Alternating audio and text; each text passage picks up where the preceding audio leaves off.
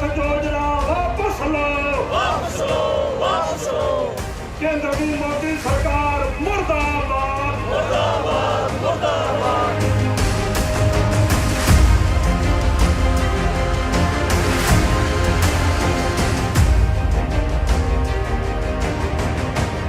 ਲੋਕਾਂ ਵੱਲੋਂ ਜਿਹੜੇ ਸਾਬਕਾ ਮੁਲਾਜ਼ਮ ਨੇ ਉਹਨਾਂ ਵੱਲੋਂ ਜਿਹੜਾ ਅੱਜ ਪੁਤਲਾ ਫੂਕ ਕੇ ਜਿਹੜਾ ਮੁਜ਼ਾਹਰਾ ਕੀਤਾ ਜਾ ਰਿਹਾ ਕੀ ਕਾਰਨ ਆ ਜੀ ਅੱਜ ਤੁਹਾਨੂੰ ਵੀ ਸੜਕਾਂ ਤੇ ਉਤਰਨਾ ਪਿਆ ਜਿਹੜੀਆਂ ਵੀ ਸਰਕਾਰਾਂ ਰਹੀਆਂ ਉਹਨਾਂ ਨੇ ਪ੍ਰਾਈਵੇਟੇਸ਼ਨ ਦੀ ਸੰਸਾਰੀਕਰਨ ਉਦਾਰੀਕਰਨ ਦੀਆਂ ਨੀਤੀਆਂ ਤਹਿਤ ਜਿਹੜਾ ਦੇਸ਼ ਦਾ ਨੌਜਵਾਨਾਂ ਦਾ ਮਜ਼ਦੂਰਾਂ ਦਾ ਮੁਲਾਜ਼ਮਾਂ ਦਾ ਜੋ ਕਚੂਮਰ ਕੱਢਿਆ ਉਹ ਕਿਸ ਤੋਂ ਭੁੱਲਿਆ ਨਹੀਂ। ਜਿਹੜੀ ਮਰਜ਼ੀ ਸਰਕਾਰ ਆ ਜਾਏ ਸਾਨੂੰ ਸੜਕਾਂ ਤੇ ਉਤਰਨਾ ਹੀ ਪੈਂਦਾ। 80% ਲੋਕ ਨੇ ਜਿਹੜੇ 20 ਰੁਪਏ ਤੇ ਗੁਜ਼ਾਰਾ ਕਰਦੇ ਆ ਜੋ ਜਥੇਬੰਦੀਆਂ ਪਹਿਲਾਂ ਵੀ ਕਿਹਾ ਕਰਦੀਆਂ ਸੀ। ਪਰ ਇਸ ਸ਼ਰਮਨਾਕ ਘਟਨਾ ਉੱਤੇ ਪੰਜਾਬ ਦੇ ਅੰਦਰ ਪੂਰੇ ਦੇਸ਼ ਅੰਦਰ ਜਿਹੜਾ ਮਾਹੌਲ ਆ ਹਿੰਸਕ ਨਾ ਹੋ ਜੇ। ਅਸੀਂ ਕਿਸਾਨੀ ਅੰਦੋਲਨ ਦੀ ਤਰਜ਼ ਤੇ ਇਸ ਅੰਦੋਲਨ ਨੂੰ ਜਿੱਤਣਾ ਚਾਹੁੰਦੇ ਆ। ਕੱਲ੍ਹ ਦੀ ਕਾਲ ਦਿੱਤੀ ਆ ਮੀਟਿੰਗ ਦੀ, ਜਲੰਧਰ ਦੇ ਵਿੱਚ ਉਹ ਮੀਟਿੰਗ ਹੋਣ ਜਾ ਰਹੀ ਆ। ਉਸ ਤੋਂ ਬਾਅਦ ਇੱਕ ਵੱਡਾ ਪ੍ਰੋਗਰਾਮ ਹੈ ਜਿਹੜਾ ਇਹਨਾਂ BJP ਵਾਲਿਆਂ ਦੇ ਜਿਹੜੇ MP ਨੇ ਉਹਨਾਂ ਵੱਲ ਨੂੰ ਅਸੀਂ ਮਾਰਚ ਕਰਾਂਗੇ, ਵਧਾਂਗੇ। ਤੇ ਸਰਕਾਰ ਵਾਸਤੇ ਅਸੀਂ ਇਹ ਬਹੁਤ ਨਿੰਦਣਯੋਗ ਗੱਲ ਆ ਕਿ ਇੱਕ ਫੌਜ ਦੇ ਮੁਖੀ ਆ ਉਹ ਵੀ ਇੱਕ ਸਰਕਾਰ ਦੇ ਪ੍ਰਤੀ ਸਰਕਾਰ ਦੇ ਪੱਖ ਦੇ ਬਿਆਨ ਦੇਣ ਜਾ ਰਹੀ ਹੈ। ਇਹ ਬਹੁਤ ਹੀ ਮੰਦਭਾਗਾ, ਇਹਦੀ ਅਸੀਂ ਨਿਖੇਧੀ ਕਰਦੇ ਹਾਂ। ਸਵਾਲ ਪਹਿਲਾਂ ਹੋਇਆ ਵੀ ਪੈਨਸ਼ਨਾਂ ਤਾਂ ਇੱਕ 4 ਵਾਰ ਪਹਿਲਾਂ ਹੀ ਬੰਦ ਕਰਤੀਆਂ ਇਹਨਾਂ ਨੇ। ਉਹ ਪੈਨਸ਼ਨਾਂ ਦੇ ਉੱਤੇ ਵੀ ਜਿਹੜਾ ਸਵਾਲ ਬੜਾ ਵੱਡਾ, ਦੇਸ਼ ਅੰਦਰ ਪੂਰੀ ਲੜਾਈ ਆ। ਸਿਰਫ 2 ਸੂਬਿਆਂ ਦੇ ਵਿੱਚ ਪੈਨਸ਼ਨ ਜਾਰੀ ਆ, ਤੀਜਾ ਸੂਬਾ ਇਹਨਾਂ ਨੇ ਹੁਣ ਛੱਤੀਸਗੜ੍ਹ ਕਰਤਾ, ਚੌਥੇ ਪੰਜਾਬ ਅੰਦਰ ਫੈਮਿਲੀ ਪੈਨਸ਼ਨ ਜਾਰੀ ਕੀਤੀ ਆ। ਪਰ ਲੜਾਈ ਬੜੀ ਹੋਈ ਹੈ ਇਹਦੇ ਉੱਤੇ, ਪੂਰੇ ਦੇਸ਼ ਅੰਦਰ ਪੈਨਸ਼ਨ ਹੈ ਨਹੀਂ। ਮੁਖੀ ਆ ਉਹਨਾਂ ਨੇ ਤਾਂ ਕਹਿਤਾ ਵੀ ਇਹ ਜਿਹੜਾ ਫੈਸਲਾ ਵਾਪਸ ਨਹੀਂ ਹੋਊਗਾ। ਫਿਰ ਅਗਲਾ ਤੁਹਾਡਾ ਫਿਰ ਕੀ ਏਜੰਡਾ ਰਹਿਣ ਵਾਲਾ? ਇਹ ਬਿਆਨ ਕੇਂਦਰ ਦੀ ਸਰਕਾਰ ਦਿੰਦੀ, ਰਾਜਨਾਥ ਸਿੰਘ ਦਿੰਦਾ, ਮੋਦੀ ਦਿੰਦਾ, ਅਮਿਤ ਸ਼ਾਹ ਦਿੰਦਾ, ਕੋਈ ਦਿੰਦਾ। ਇਹਨਾਂ ਨੂੰ ਮੁਲਾਜ਼ਮ ਨੇ ਆਪ ਖੁਦ ਉਹ ਜਿਹੜੇ ਸੰਤਾਪ ਹੰਡਾ ਰਹੀ ਹੈ। ਫੌਜ ਵੀ 16 ਡਿਫੈਂਸ ਦੇ ਮਹਿਕਮੇ ਆ ਜਿਨ੍ਹਾਂ 'ਚ 2 'ਚ ਪੈਨਸ਼ਨ ਚੱਲਦੀ ਆ, ਬਾਕੀਆਂ 'ਚ ਹੈ ਨਹੀਂ। ਤਾਂ ਅਗਨੀਪਥ ਯੋਜਨਾ ਨੂੰ ਲੈ ਕੇ ਜਿੱਥੇ ਪੂਰੇ ਭਾਰਤ ਦੇ ਵਿੱਚ ਵਿਰੋਧ ਹੋ ਰਿਹਾ ਹੈ ਤੇ ਅੱਜ ਬੰਦ ਦਾ ਸੱਦਾ ਵੀ ਦਿੱਤਾ ਗਿਆ ਸੀਗਾ। ਫਰੀਦਕੋਟ ਦੀਆਂ ਤੁਹਾਨੂੰ ਤਸਵੀਰਾਂ ਦਿਖਾਉਂਦੇ ਆ। ਫਰੀਦਕੋਟ ਦੇ ਵਿੱਚ ਅੱਜ ਪੈਨਸ਼ਨਰਜ਼ ਨੇ ਯਾਨੀ ਕਿ ਜਿਹੜੇ ਸਾਬਕਾ ਮੁਲਾਜ਼ਮ ਨੇ ਉਹ ਵੀ ਜਿਹੜਾ ਅਗਨੀਪਥ ਯੋਜਨਾ ਦੇ ਵਿਰੋਧ ਦੇ ਵਿੱਚ ਸੜਕਾਂ ਦੇ ਵਿੱਚ ਉਤਰੇ ਨੇ ਤੇ ਉਹਨਾਂ ਵੱਲੋਂ ਜਿਹੜਾ ਅੱਜ ਪੁਤਲਾ ਫੂਕ ਕੇ ਜਿਹੜਾ ਰੋਸ ਮੁਜ਼ਾਹਰਾ ਕੀਤਾ।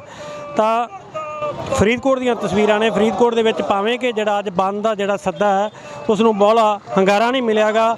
ਤਾਂ ਪੁਲਿਸ ਸੁਰੱਖਿਆ ਨੂੰ ਲੈ ਕੇ ਗੱਲ ਕਰੀਏ ਤਾਂ ਪੂਰੀ ਸੁਰੱਖਿਆ ਵੀ ਇੱਥੇ ਹੈਗੀ ਹੈ। ਤਾਂ ਜਿਹੜਾ ਅੱਜ ਲੋਕਾਂ ਵੱਲੋਂ ਜਿਹੜੇ ਸਾਬਕਾ ਮੁਲਾਜ਼ਮ ਨੇ ਉਹਨਾਂ ਵੱਲੋਂ ਜਿਹੜਾ ਅੱਜ ਪੁਤਲਾ ਫੂਕ ਕੇ ਜਿਹੜਾ ਮੁਜ਼ਾਹਰਾ ਕੀਤਾ ਜਾ ਰਿਹਾ ਕੀ ਕਾਰਨ ਆ ਜੀ ਅੱਜ ਤੁਹਾਨੂੰ ਵੀ ਸੜਕਾਂ ਤੇ ਉਤਰਨਾ ਪਿਆ? ਦੇਖੋ, ਦੇਸ਼ ਦੇ ਅੰਦਰ 1991 ਤੋਂ ਬਾਅਦ ਜਿਹੜੀਆਂ ਵੀ ਸਰਕਾਰਾਂ ਰਹੀਆਂ ਉਹਨਾਂ ਨੇ ਪ੍ਰਾਈਵੇਟੇਸ਼ਨ ਦੀ ਸੰਸਾਰੀਕਰਨ ਉਦਾਰੀਕਰਨ ਦੀਆਂ ਨੀਤੀਆਂ ਤਹਿਤ ਜਿਹੜਾ ਦੇਸ਼ ਦਾ ਨੌਜਵਾਨਾਂ ਦਾ ਮਜ਼ਦੂਰਾਂ ਦਾ ਮੁਲਾਜ਼ਮਾਂ ਦਾ ਜੋ ਕਚੂਮਰ ਕੱਢਿਆ ਉਹ ਕਿਸ ਤੋਂ ਭੁੱਲਿਆ ਨਹੀਂ। ਜਿਹੜੀ ਮਰਜ਼ੀ ਸਰਕਾਰ ਆ ਜਾਏ ਸਾਨੂੰ ਸੜਕਾਂ ਤੇ ਉਤਰਨਾ ਹੀ ਪੈਂਦਾ। ਚਾਹੇ ਉਹ ਮੁਲਾਜ਼ਮਾਂ ਦੀ ਗੱਲ ਹੋਵੇ, ਚਾਹੇ ਮਜ਼ਦੂਰਾਂ ਦੀ, ਚਾਹੇ ਤੁਸੀਂ ਕਿਸਾਨੀ ਅੰਦੋਲਨ ਵੇਖਿਆ। ਪਰ ਪ੍ਰਾਈਵੇਟੇਸ਼ਨ ਦੀ ਨੀਤੀ ਇੱਥੋਂ ਤੱਕ ਗਿਰ ਜਾਣਾ ਸਰਕਾਰ ਨੇ ਵੀ ਜਿਹੜੀ ਡਿਫੈਂਸ ਆ ਸਾਡੀ, ਜਿਹਦੇ ਕਰਕੇ ਰਾਤਾਂ ਨੂੰ ਅਸੀਂ ਸੌਂਦੇ ਆ, ਬਾਰਡਰਾਂ ਉੱਤੇ ਸਾਡੇ ਫੌਜੀ ਵੀਰ ਜਿਹੜੇ ਪਹਿਰੇਦਾਰੀ ਕਰਦੇ ਆ, ਪੂਰੇ ਦੇਸ਼ ਨੂੰ ਬਚਾਉਂਦੇ ਆ। ਮੈਨੂੰ ਉਹ ਗੱਲ ਯਾਦ ਆਉਂਦੀ ਹੈ, ਕਿਸੇ ਦੇਸ਼ ਦਾ ਕੋਈ ਰਾਜਾ ਮਰ ਜਾਂਦਾ, ਉਹ ਰਾਜਾ ਮਰਦਾ ਤੇ ਕਿਸੇ ਸਾਧ ਨੂੰ ਲਿਆ ਕੇ ਬਹਾ ਦਿੰਦੇ ਆ। ਜਿੱਦਾਂ ਮੋਦੀ ਸਾਹਿਬ ਕਹਿੰਦੇ ਆ ਵੀ ਹਮ ਤੋਂ ਫਕੀਰ ਹੈ ਚਲੇ ਜਾਏਂਗੇ, ਦੇਸ਼ ਕਿਹਦੇ ਹਵਾਲੇ ਕਰਨਾ। ਜਦੋਂ ਫੌਜਾਂ ਚੜ੍ਹ ਆਉਂਦੀਆਂ ਉਹ ਕਹਿੰਦਾ ਫੜਾਓ ਮੇਰਾ ਧੋਤੀ ਲੋਟਾ ਯਾਰ ਤਾਂ ਚੱਲੇ। ਮਤਲਬ ਇਸ ਪਾਸੇ ਨੂੰ ਮੋਦੀ ਦੀ ਜਿਹੜੀ ਗੌਰਮੈਂਟ ਆ ਤੁਰੀ ਹੋਈ ਆ ਵੀ ਇਹ ਦੇਸ਼ ਆ ਜਿਹੜਾ ਇਹ ਨੌਜਵਾਨਾਂ ਦਾ, ਇਹ ਦੇਸ਼ ਆ ਜਿਹੜਾ ਸੂਰਵੀਰਾਂ ਦਾ। ਜਿਹੜੀ ਅਗਨੀਪਥ ਯੋਜਨਾ ਜਿਹੜੀ ਇਹ ਸਰਕਾਰ ਨੇ ਜਾਰੀ ਕੀਤੀ, ਲਾਗੂ ਕੀਤੀ ਆ, ਔਰ ਉਹਦੇ ਵਿੱਚ ਸ਼ਰਮਨਾਕ ਗੱਲ ਇਹ ਆ ਵੀ ਸਰਕਾਰ ਤਾਂ ਇਹ ਬਿਆਨ ਦੇਣ ਪਰ ਫੌਜ ਦੇ ਮੁਖੀ ਇੱਕ ਪੋਲੀਟੀਕਲ ਬਿਆਨ ਦੇ ਰਹੇ ਆ ਵੀ ਜਿਹੜੇ 2 ਟੋਕਾ ਵੀ ਇਹ ਤਾਂ ਯੋਜਨਾ ਲਾਗੂ ਹੋਊਗੀ। ਬੇਸ਼ੱਕ ਸਾਡੇ ਦੇਸ਼ ਦਾ ਨੌਜਵਾਨ ਭੁੱਖਾ, ਸਾਡੇ ਦੇਸ਼ ਦਾ ਨੌਜਵਾਨ ਜਿਹੜਾ 65% ਆਬਾਦੀ ਆ ਯੰਗ ਇੰਡੀਆ, ਔਰ ਇੰਨਾ ਯੰਗ ਕਿਸੇ ਵੀ ਦੇਸ਼ ਦੇ ਵਿੱਚ ਹੈ ਨਹੀਂ। ਪਰ ਜਿੰਨੀ ਯੰਗ ਦੇ ਨਾਲ ਦੁਰਗਤੀ ਇਸ ਦੇਸ਼ ਅੰਦਰ ਹੋ ਰਹੀ ਆ, ਨਸ਼ਿਆਂ ਰਾਹੀਂ ਕਹਿ ਦਈਏ, ਗੈਂਗਸਟਰਵਾਦ ਰਾਹੀਂ ਕਹਿ ਦਈਏ, ਅੱਤਵਾਦ ਰਾਹੀਂ ਕਹਿ ਦਈਏ, ਭੁੱਖ ਨਾਲ ਕਹਿ ਦਈਏ, ਪੂਰਾ ਦੇਸ਼ ਲਤਾੜਿਆ ਹੋਇਆ।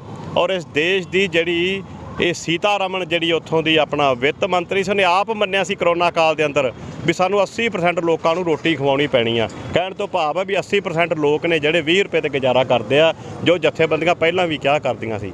ਪਰ ਇਸ ਸ਼ਰਮਨਾਕ ਘਟਨਾ ਉੱਤੇ ਪੰਜਾਬ ਦੇ ਅੰਦਰ ਪੂਰੇ ਦੇਸ਼ ਅੰਦਰ ਜਿਹੜਾ ਮਾਹੌਲ ਆ ਹਿੰਸਕ ਨਾ ਹੋ ਜੇ। ਅਸੀਂ ਕਿਸਾਨੀ ਅੰਦੋਲਨ ਦੀ ਤਰਜ਼ ਤੇ ਇਸ ਅੰਦੋਲਨ ਨੂੰ ਜਿੱਤਣਾ ਚਾਹੁੰਦੇ ਆ। ਔਰ ਇਹ ਅਗਨੀਪਥ ਯੋਜਨਾ ਜਦ ਤੱਕ ਸਰਕਾਰ ਵਾਪਸ ਨਹੀਂ ਲੈਂਦੀ ਅਸੀਂ ਦੇਸ਼ ਦੇ ਯੂਥ ਨੂੰ ਆਰਗੇਨਾਈਜ਼ ਕਰਕੇ ਸਾਰੇ ਨੂੰ ਅਸੀਂ ਉਹਨੂੰ ਇਕੱਠਿਆਂ ਕਰਕੇ ਕੱਲ ਦੀ ਕਾਲ ਦਿੱਤੀ ਆ ਮੀਟਿੰਗ ਦੀ, ਜਲੰਧਰ ਦੇ ਵਿੱਚ ਉਹ ਮੀਟਿੰਗ ਹੋਣ ਜਾ ਰਹੀ ਆ। ਉਸ ਤੋਂ ਬਾਅਦ ਇੱਕ ਵੱਡਾ ਪ੍ਰੋਗਰਾਮ ਹੈ ਜਿਹੜਾ ਇਹਨਾਂ BJP ਵਾਲਿਆਂ ਦੇ ਜਿਹੜੇ MP ਨੇ ਉਹਨਾਂ ਵੱਲ ਨੂੰ ਅਸੀਂ ਮਾਰਚ ਕਰਾਂਗੇ, ਵਧਾਂਗੇ। ਨਹੀਂ ਟਿਕਿਆ ਤਾਂ ਜੰਤਰ ਮੰਤਰ ਵਾਲੇ ਪਾਸੇ ਨੂੰ ਇੱਕ ਵੱਡਾ ਨੌਜਵਾਨਾਂ ਦਾ ਯੂਥ ਦਾ ਇਕੱਠ ਕਰਕੇ ਯੋਜਨਾ ਨੂੰ ਵਾਪਸ ਕਰਾਉਣ ਤੱਕ ਲੜਾਈ ਲੜਾਂਗੇ। 4 ਸਾਲ ਦਾ ਜਿਹੜਾ ਇਹਨਾਂ ਨੇ ਜ਼ਰੂਰ ਕਹਿਤਾ ਵੀ 4 ਸਾਲ ਦੇ ਵਿੱਚ ਜਿਹੜੀ ਨੌਕਰੀ ਕਰਨਗੇ, ਉਸ ਤੋਂ ਬਾਅਦ ਪੈਨਸ਼ਨ ਤੇ ਜਾਂ ਕੋਈ ਰੈਂਕ ਵੀ ਨਹੀਂ ਕੋਈ ਇਹਨਾਂ ਨੇ ਜਾਰੀ ਕੀਤਾਗਾ। ਲੱਗਦਾ ਤੁਹਾਨੂੰ ਕਿਤੇ ਨਾ ਕਿਤੇ ਜੇ ਇਕੱਲੀ ਪੈਨਸ਼ਨ ਹੀ ਜਿਹੜੀ ਜਾਰੀ ਕਰ ਦਿੰਦੇ, ਇਹਨਾਂ ਨੂੰ ਆਉਣ ਵਾਲੇ ਸਮੇਂ ਦੇ ਵਿੱਚ ਜਿਹੜਾ ਨੌਜਵਾਨ ਹੈ ਕਿਤੇ ਨਾ ਕਿਤੇ ਬੇਰੁਜ਼ਗਾਰ ਹੋਣ ਤੋਂ ਬਚ ਜਾਂਦੇ? ਨਹੀਂ ਜੀ, ਪਹਿਲੀ ਤਾਂ ਗੱਲ ਹੈ ਮੈਂ ਖੁਦ ਮੁਲਾਜ਼ਮ ਹਾਂ, ਮੇਰੀ 25 'ਚ ਰਿਟਾਇਰਮੈਂਟ ਆ। ਪਰ ਜਿਹੜੀ ਕੇਂਦਰ ਦੀ ਸਰਕਾਰ ਨੇ ਇਹ ਬਹੁਤ ਹੀ ਮਾੜੀ ਜਿਹੜੀ ਆ ਯੋਜਨਾ ਲਿਆਂਦੀ ਹੈ ਵੀ 4 ਸਾਲ ਤੋਂ ਬਾਅਦ ਇਹਨਾਂ ਨੂੰ ਘਰੋਂ ਘਰੀ ਤੋਰ ਦੇਣਾ। ਇਹੋ ਜਿਹਾ ਅਸੀਂ ਸੋਚ ਵੀ ਨਹੀਂ ਸੀ ਸਕਦੇ ਕਿ ਇੱਕ ਫੌਜ ਦਾ ਤੇ ਪੁਲਿਸ ਦਾ ਮਹਿਕਮਾ ਵੀ ਉਹਦੇ ਵਿੱਚ ਵੀ ਠੇਕੇ ਤੇ ਭਰਤੀ ਕਰ ਸਕਦੇ ਆ। ਇਸ ਵਾਸਤੇ ਜਿੰਨੀ ਦੇਰ ਤੱਕ ਇਹ ਆਪਣੀ ਯੋਜਨਾ ਨੂੰ ਅਗਨੀਪਥ ਯੋਜਨਾ ਵਾਪਸ ਨਹੀਂ ਲੈਂਦੇ, ਉਨੀ ਦੇਰ ਤੱਕ ਅਸੀਂ ਪੰਜਾਬ ਦੇ ਵਿੱਚ ਨੌਜਵਾਨਾਂ ਨੂੰ ਮਤਲਬ ਪੂਰੀ ਸੇਧ ਦੇਵਾਂਗੇ। ਕਿਉਂਕਿ ਅੱਜ ਕੱਲ੍ਹ ਜੋ ਸਾਡੇ ਨੌਜਵਾਨ ਵੀਰ ਹੈ ਉਹ ਘਟਨਾਵਾਂ ਦੇ ਵੱਲ ਨੂੰ ਤੁਰ ਪਏ ਆ। ਇਤਿਹਾਸਕ ਜੋ ਘਟਨਾਵਾਂ ਕਰ ਰਹੇ ਆ, ਅਸੀਂ ਉਹਨਾਂ ਨੂੰ ਅਪੀਲ ਵੀ ਕਰਦੇ ਹਾਂ ਵੀ ਜਿਵੇਂ ਕਿਸਾਨੀ ਅੰਦੋਲਨ ਸ਼ਾਂਤਮਈ ਢੰਗ ਨਾਲ ਜਿੱਤਿਆ, ਉਸੇ ਤਰ੍ਹਾਂ ਜਿਹੜਾ ਆਪਾਂ ਅਗਨੀਪਥ ਨੂੰ ਜਿਹੜੀ ਯੋਜਨਾ ਹੈਗੀ ਵਾਪਸ ਕਰਾਵਾਂਗੇ। ਜਿਹੜਾ ਸ਼ਾਂਤੀਪੂਰਵਕ ਜਿਹੜਾ ਹੈਗਾ ਲੰਬਾ ਜਾ ਸਕਦਾ ਸਾਡਾ ਸੰਘਰਸ਼। ਪਰ ਅਸੀਂ ਨੌਜਵਾਨ ਵੀਰਾਂ ਨੂੰ ਇਹ ਬੇਨਤੀ ਕਰਦੇ ਹਾਂ ਵੀ ਆਉਣ ਵਾਲੇ ਸਮੇਂ ਦੇ ਵਿੱਚ ਜੋ ਸੰਘਰਸ਼ ਕਰਨਾ ਉਹ ਸ਼ਾਂਤਮਈ ਕਰਨਾ। ਤੇ ਸਰਕਾਰ ਵਾਸਤੇ ਅਸੀਂ ਇਹ ਬਹੁਤ ਨਿੰਦਣਯੋਗ ਗੱਲ ਆ ਕਿ ਇੱਕ ਫੌਜ ਦੇ ਮੁਖੀ ਆ ਉਹ ਵੀ ਇੱਕ ਸਰਕਾਰ ਦੇ ਪ੍ਰਤੀ ਸਰਕਾਰ ਦੇ ਪੱਖ ਦੇ ਬਿਆਨ ਦੇਣ ਜਾ ਰਹੀ ਹੈ।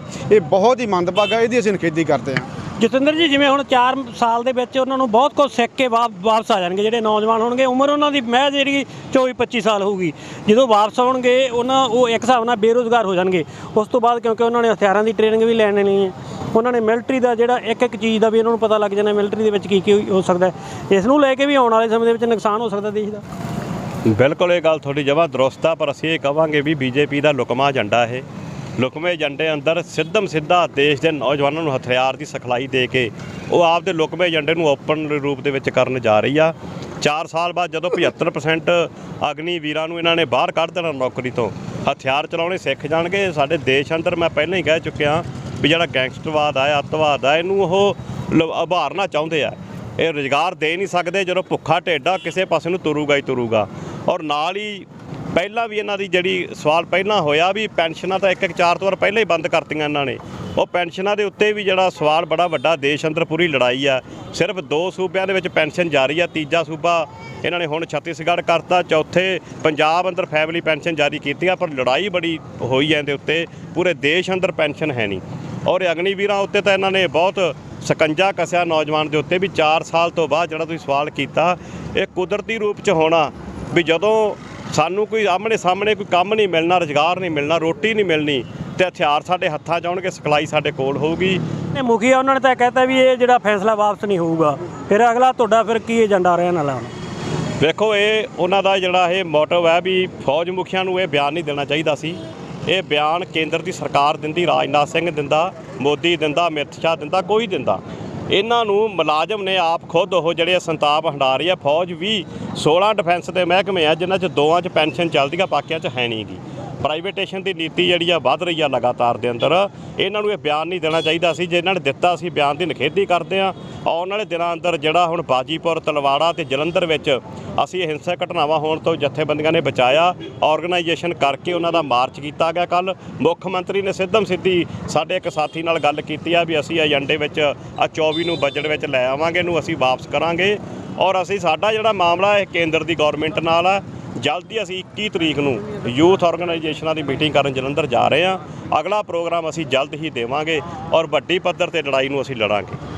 ਤਾਂ ਸੁਣਿਆ ਤੁਸੀਂ, ਜਿਹੜਾ ਜਿੱਥੇ ਪੂਰੇ ਦੇਸ਼ ਦੇ ਵਿੱਚ ਅੱਜ ਜਿਹੜਾ ਅਗਨੀਪਥ ਯੋਜਨਾ ਜਿਹੜਾ ਉਸ ਦਾ ਵਿਰੋਧ ਹੋ ਰਿਹਾ, ਤਾਂ ਫਰੀਦਕੋਟ ਦੇ ਵਿੱਚ ਵੀ ਜਿਹੜੇ ਸਾਬਕਾ ਮੁਲਾਜ਼ਮ ਹੈ ਸੜਕਾਂ 'ਤੇ ਉਤਰੇ ਹੈ ਤੇ ਆਉਣ ਵਾਲੀ 21 ਤਰੀਕ ਨੂੰ ਵੱਡਾ ਜਿਹੜਾ ਉਹ ਇੱਕ ਮੀਟਿੰਗ ਕਰਨ ਜਾ ਰਹੇ ਆ ਪੂਰੇ ਪੰਜਾਬ ਦੀ। ਉਸ ਤੋਂ ਬਾਅਦ ਅਗਲਾ ਫੈਸਲਾ ਲੈਣਗੇ। ਉਹਨਾਂ ਨੇ ਕਿਹਾ ਕਿ ਆਉਣ ਵਾਲੇ ਸਮੇਂ ਦੇ ਵਿੱਚ ਦੇਸ਼ ਨੂੰ ਬਹੁਤ ਵੱਡਾ ਜਿਹੜਾ ਨੁਕਸਾਨ ਹੋਊਗਾ, ਕਿਉਂਕਿ ਨੌਜਵਾਨਾਂ ਨੂੰ ਰੁਜ਼ਗਾਰ ਦੇ ਕੇ ਉਹਨਾਂ ਨੂੰ 24-25 ਸਾਲ ਦੀ ਉਮਰ ਦੇ ਵਿੱਚ ਬੇਰੁਜ਼ਗਾਰ ਕਰ ਦੇਣਾ ਆਉਣ ਵਾਲੇ ਸਮੇਂ ਦੇ ਵਿੱਚ ਇੱਕ ਘਾਤਕ ਜਿਹੜਾ ਸਿੱਧ ਹੋ ਸਕਦਾ ਹੈ। ਤਾਂ ਹੁਣ ਦੇਖਣ ਵਾਲੀ ਗੱਲ ਇਹ ਰਹੇਗੀ ਕਿ ਕੇਂਦਰ ਸਰਕਾਰ ਜਿਹੜਾ ਇਹ ਫੈਸਲਾ ਵਾਪਸ ਲੈਂਦੀ ਹੈ ਜਾਂ ਜਿਹੜੇ ਇਹ ਲੋਕ ਆ ਜਾਂ ਇਹਨਾਂ ਨੂੰ ਲਗਾਤਾਰ ਜਿਹੜਾ ਸੰਘਰਸ਼ ਜਾਰੀ ਰੱਖਣਾ ਪਵੇਗਾ।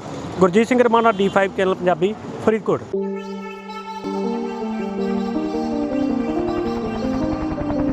आगे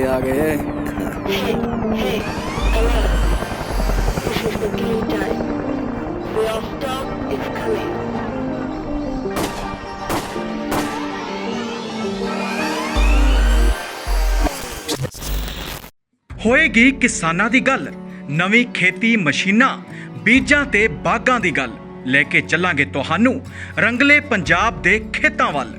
ਦੇਖਣਾ ਨਾ ਭੁੱਲਣਾ ਸਾਡਾ ਖਾਸ programme farming with Amarjeet Waraich, ਸੋਮਵਾਰ ਤੋਂ ਸ਼ੁੱਕਰਵਾਰ ਸਵੇਰੇ 7:30 ਵਜੇ D5 ਚੈਨਲ ਪੰਜਾਬੀ ਤੇ।